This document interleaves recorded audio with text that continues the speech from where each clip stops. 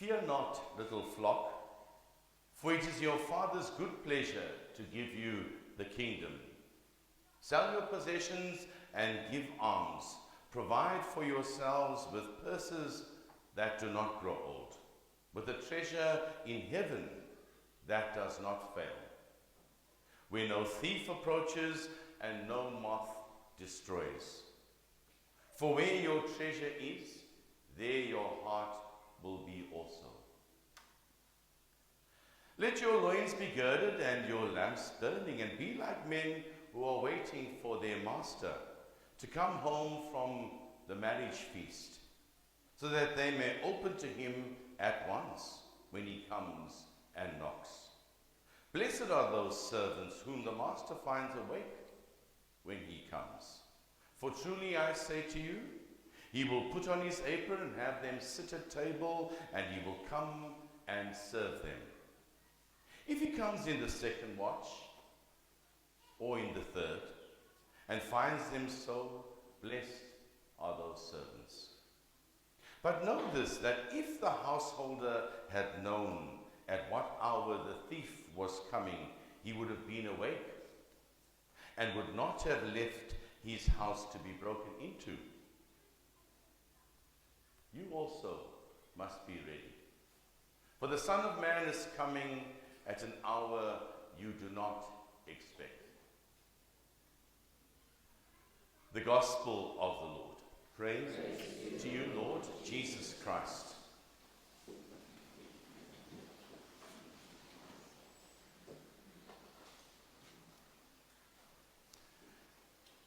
That night was made known beforehand to our fathers, so that they might rejoice in sure knowledge of the oaths in which they trusted.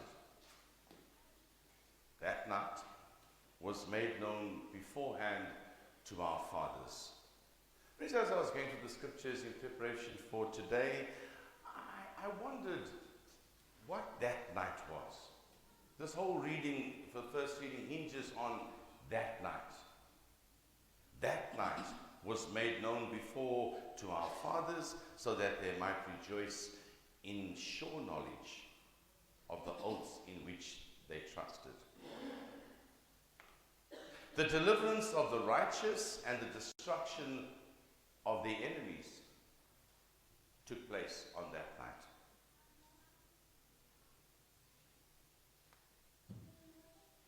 For by the same means by which you punished our enemies, you called us and glorified us in yourself. Took place on that night. What is that night? That night is the night of Passover. The Passover night. On that night, the righteous people of God were delivered. Their enemies were destroyed on that night. The enemies were punished. The righteous were glorified on that night. I thought to myself, we are quite familiar with that kind of economy. One man's misfortune is another man's good fortune. And we see it happening all over. And we've come to accept that is life. One man's misfortune is another man's good fortune. And we've accepted that. I was moved to consider, why are we somewhat reluctant to accept that economy at work in ourselves? What makes me say that? I say that because sometimes when I experience misfortune in my life, all I am locked into is misfortune. I'm very slow to see that is an unfortunate thing in my life can actually, in my own life, be a source of grace and blessing. We accept it in the world, but we're somewhat reluctant or not open to seeing that economy at work in our own lives. maybe at this time for us to reflect on those things in our life that we hold to be so unfair, so undeserving, so wrong. To see how God is leading us through the Spirit and in our faith. To see how those events, as painful as they are, can be moments of grace, transformation, liberation, moments of blessing. So I urge you to enter into that process. We see it in life and we accept it. The same is true in our own lives, in our own person. This transition. It's not always easy. Not always easy. And that's where the beauty of the second reading comes in. He speaks to us of this. Faith is the assurance of things to hope for. The conviction of things not seen. Faith is the assurance of things hoped for, the conviction of things not seen. And so we do this thing in faith. Because we hope, and we trust, and we believe, and we desire to be healed and made whole. How? I don't know. When? I don't know. But I enter that journey in faith. That second reading goes on to give so many accounts of how, by faith, Abraham started the journey. It was a long journey. It was an uncertain journey. But he made the journey by faith. To a place where God had promised he would lead him. Could he see it? No, he couldn't. For many years he lived in informal dwellings, in tents.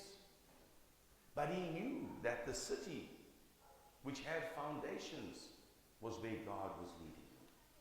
And he journeyed by faith.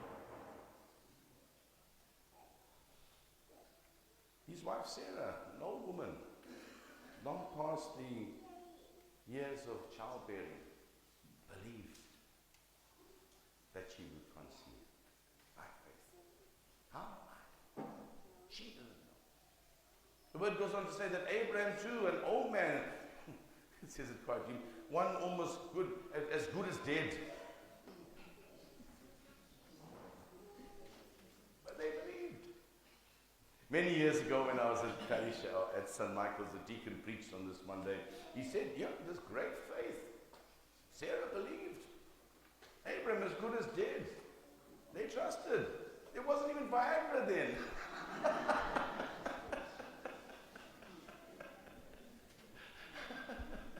Sorry. But it's beautiful. Faith. We live by faith. We start these journeys into the unknown, into the things that we hope for by faith. Because those things that were destructive in our life can lead to blessing by faith.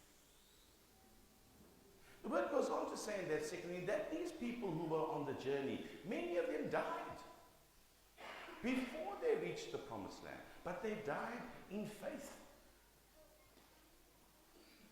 They never achieved it in their lifetime of living in the promised land, but because they had walked by faith, they were at peace when they died.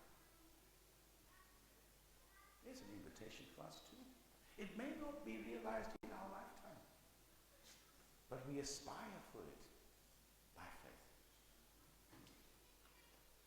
Abraham and Sarah were eventually blessed with a son, the child of promise. And that very gift from God, that was the fulfillment of God's promises, God says to him, sacrifice this boy. Oh, Lord, this is the blessing I prayed for. And now you're asking me to sacrifice it. But Abraham was prepared to do that by faith. Why? Because as the word says, he believed that God had the power even to raise from the dead. And so what is that thing that you and I may be clinging on to? Because this is the promise that we've been hoping for. Can we see new promise coming out of that? By faith.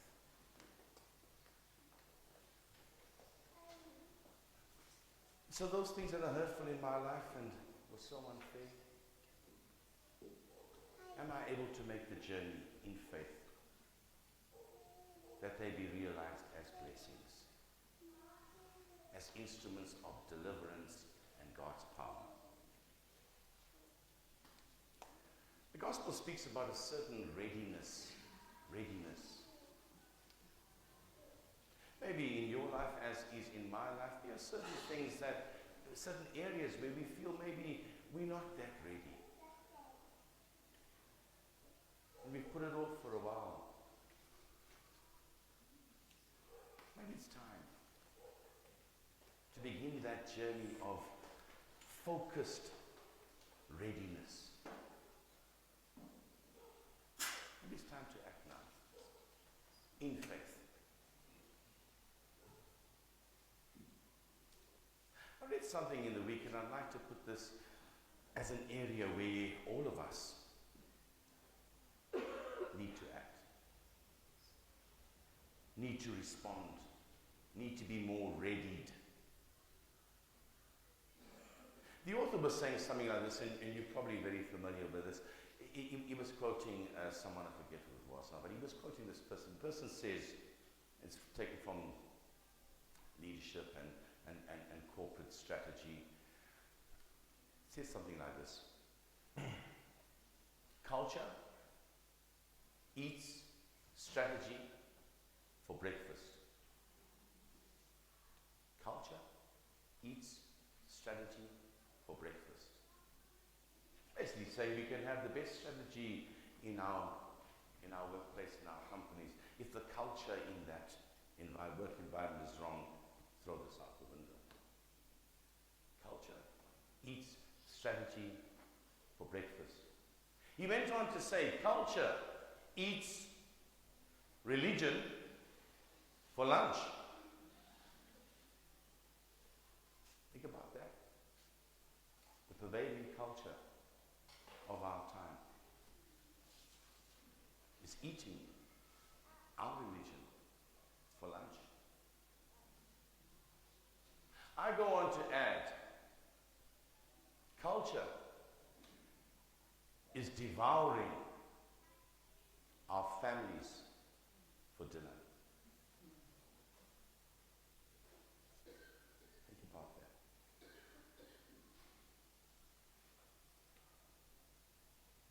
Where are we in that regard? Where is our readiness? What is our response?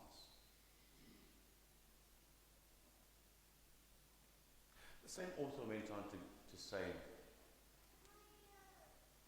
maybe it's time in our life, in my life, in your life, maybe it's time, in the light of the culture that is eating our religion and devouring our families, maybe it's time, just maybe, to make a journey in faith. Maybe it's time to clean up. To clean up. Maybe it's time to grow up.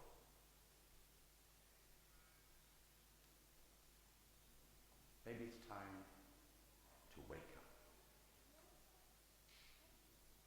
Maybe it's time to start showing up.